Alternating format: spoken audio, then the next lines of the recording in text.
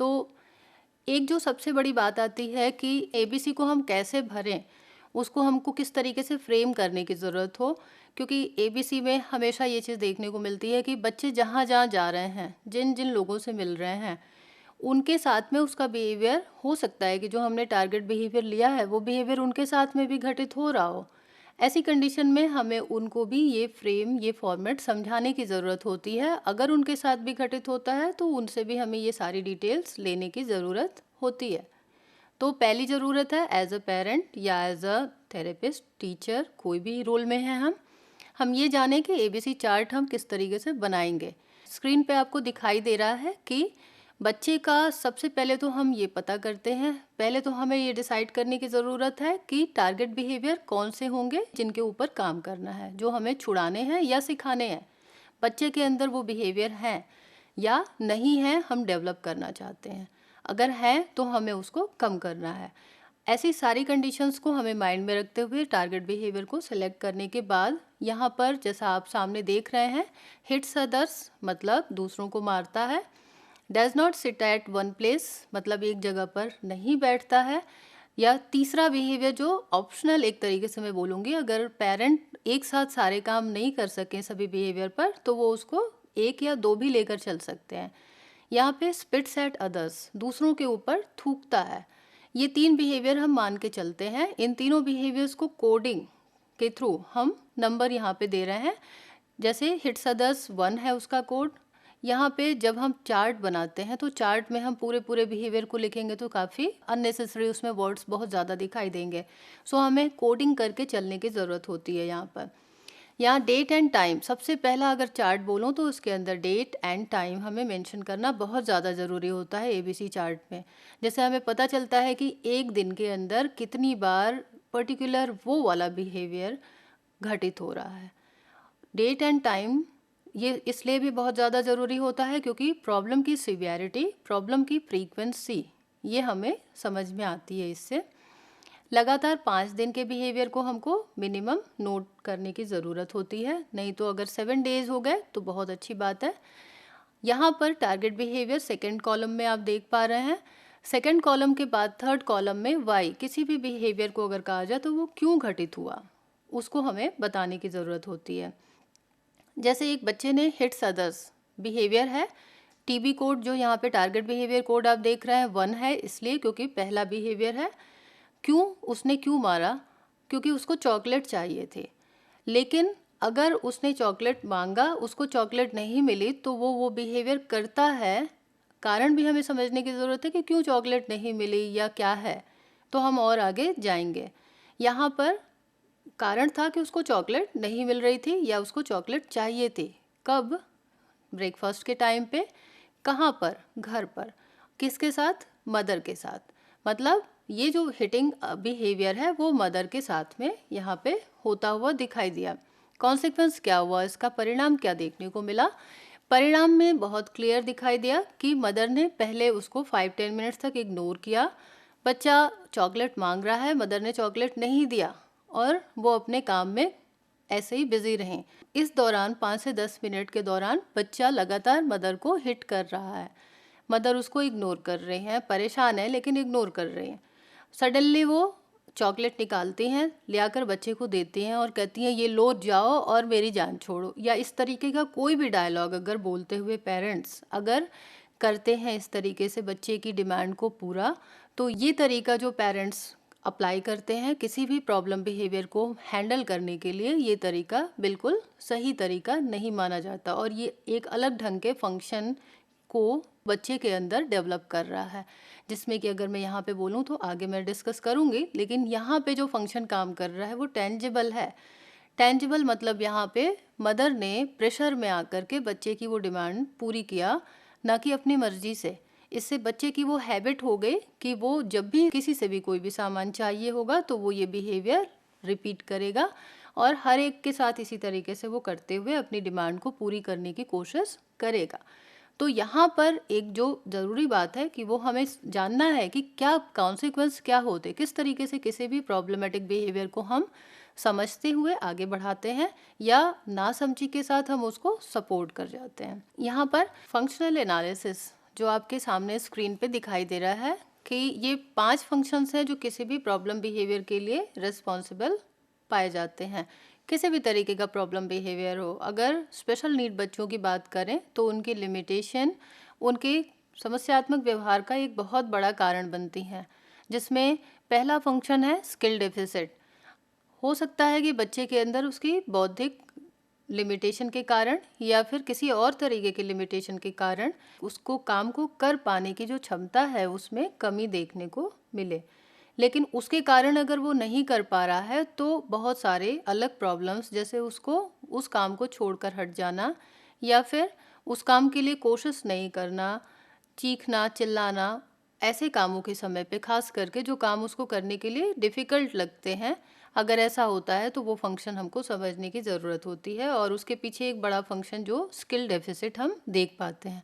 अगर मैं इस बच्चे के ही एग्जाम्पल को लेकर चलूँ, इस बच्चे में जो चीखने वाली बात आ रही है, हो सकता है कि उसको वो काम इस समय पेरेंट्स करने को दे रहे हों जो काम इस बच्चे को नहीं आता हो और वो वहाँ से भागने की कोशिश कर रहा है। तो यहाँ पर देखा जाए तो एक साथ 2 फंक्शंस काम कर रहे हैं, जिसमें स्किल डेफिसिट एक फंक्शन है कि बच्चे के अंदर वो कुशलता नहीं है और वो काम करने से बचना चाहता है। दूसरा फंक्शन है attention seeking behaviour. Attention seeking behaviour जिसमें कि बच्चे जानबूझकर लोगों का ध्यान आकर्षित करने के लिए कुछ ऐसे बिहेवियर करते हैं। जैसे ये बच्चा, मान लीजिए इसी का एग्जांपल दूं कि ये बच्चा चीख रहा है, ज़िद कर रहा है। हो सकता है कि उसको ये पता है कि मैं अगर करूँगा तो मेरे ऊपर मम्मी पापा ज़्यादा देर तक ध्यान देंगे। ऐसे क्या है, अगर मैं नहीं करूँगा तो मम्मी पापा जो है वो हमारे ऊपर ध्यान नहीं देंगे। हम जो है वो पढ़ लेंगे लेकिन पापा मम्मी अपना काम करेंगे। तो ऐसी कंडीशन में जानबूझ के बच्चे किसी भी काम को करने के पहले ज़्यादातर ऐसा करते हैं कि वो कुछ ऐसा बिहेवियर करते हैं जिससे कि उनके पेरेंट्स उनकी तरफ लगातार ध्यान दें। इसी तरीके से कभी अगर 2 लोग बातें कर रहे हैं तो वहाँ पर भी उनको ध्यान आकर्षित करने के लिए कुछ ऐसा बिहेवियर करेंगे जिससे कि वो लोग अपने पॉइंट से हट करके बच्चे की तरफ ध्यान दें। ऐसी सारी बातें जो स्पेशल नीड बच्चे होते हैं उनमें बहुत ज़्यादा देखने को मिलती हैं, जिसको समय रहते हमें समझना और सही तरीके से उसको सुधारना ज़रूरी हो जाता है। यहाँ पे तीसरा फंक्शन है एस्केप। एस्केप में जो कि बहुत क्लियर है, यहाँ पर अगर मैं इसी बच्चे का एग्जांपल दूँ कि स्किल में कमी की वजह से ये बच्चा शायद उस काम को करने से भाग रहा है। उस बात को एक्सप्रेस करने की बजाय कि मुझे ये काम नहीं आता है, मुझे सिखाओ, मैं करूँगा, ये करने की बजाय वो बच्चा उस काम से ही भाग रहा है, मुझे नहीं करना। अगर ऐसा कुछ भी डायलॉग बोलते हुए या बिना बोले भी अगर बच्चे इस तरीके का बिहेवियर शो करते हैं कि वो किसी काम को करने की कोशिश ही नहीं करते, यहाँ पर एस्केप फंक्शन काम करता है। टेंजिबल, जैसा मैं एबीसी चार्ट में एक्सप्लेन की हूँ, वहाँ आपको बताई वो एग्जांपल, जब भी पेरेंट्स अपनी किसी जल्दीबाजी की वजह से या फिर अनजाने में बच्चों को पेरेंट्स कहते हैं कि बेटा खाना खा लो, मैं तुम्हें घुमाने ले जाऊँगा, या बेटा पढ़ाई कर लो, मैं तुम्हें चॉकलेट दूंगा। तो ऐसी जो सारी बातें होती हैं वो कहीं ना कहीं शुरुआत के लिए अच्छी बात है, लेकिन जब वो सिस्टम की तरह से आगे बढ़ने लगती हैं कि बच्चे को पढ़ने के बदले हर बार चॉकलेट ही चाहिए या उसको कुछ नए नए रिवॉर्ड्स तो चाहिए ही, तो शुरू में पढ़ने के लिए पेरेंट्स देते हैं लेकिन बाद में बच्चा पढ़ने के लिए उनको कहीं ना कहीं यहाँ पर ये डिमांड करता है कि मुझे ये चाहिए तभी मैं करूँगा।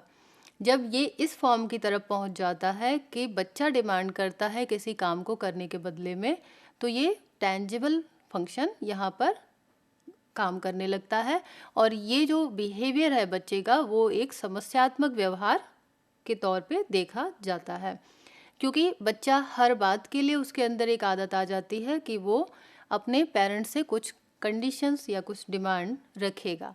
इसके अलावा एक और चीज़ जो बहुत ज़्यादा देखने को मिलती है कि बच्चे चीखते हैं, चिल्लाते हैं बात बात पर।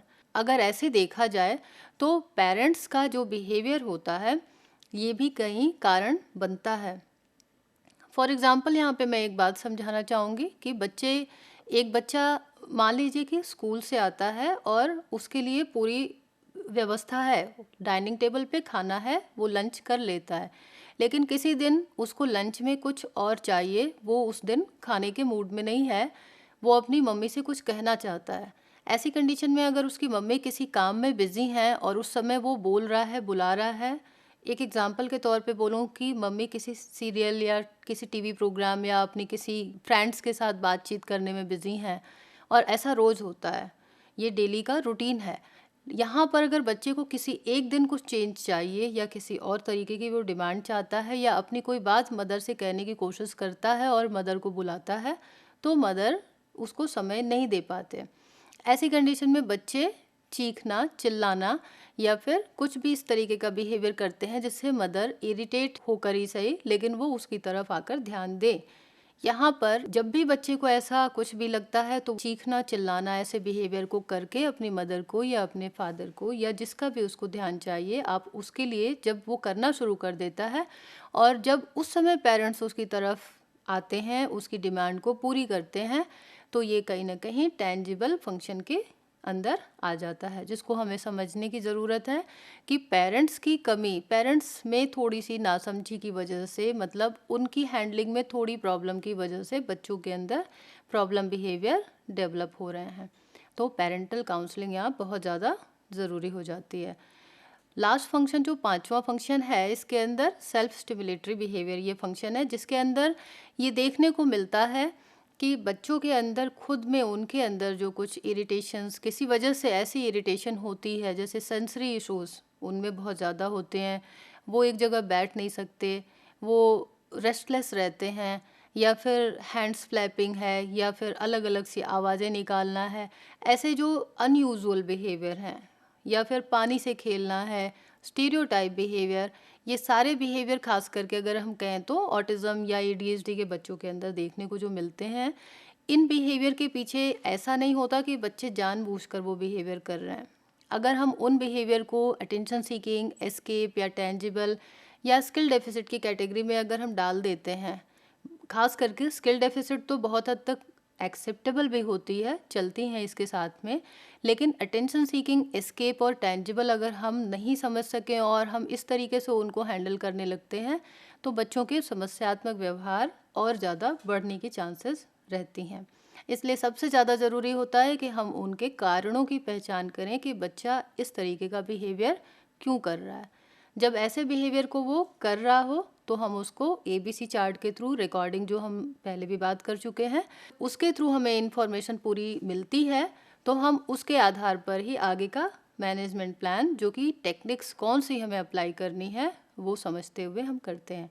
सेल्फ स्टिमुलेटरी बिहेवियर बेसिकली बच्चे के अंदर जो भी इश्यूज़ हैं, वो इश्यूज़ जैसे कि ऑटिज़म की वजह से उसमें कुछ इरिटेशन, कुछ हाइपर एक्टिवनेस या फिर रेस्टलेसनेस होने के कारण ये बिहेवियर हो रहे हैं।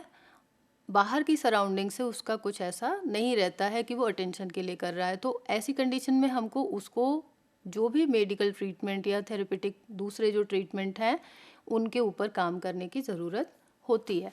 यहाँ पर ये सारे फंक्शंस अगर ठीक ढंग से पेरेंट्स, टीचर्स या कोई भी अगर समझते हुए बच्चे के ऊपर काम करता है, बच्चे को इंटरवेंशन देता है, तो वो बहुत ज़्यादा इफ़ेक्टिव और बहुत अच्छे बदलाव दिखाई देते हैं उसकी वजह से बच्चों के अंदर।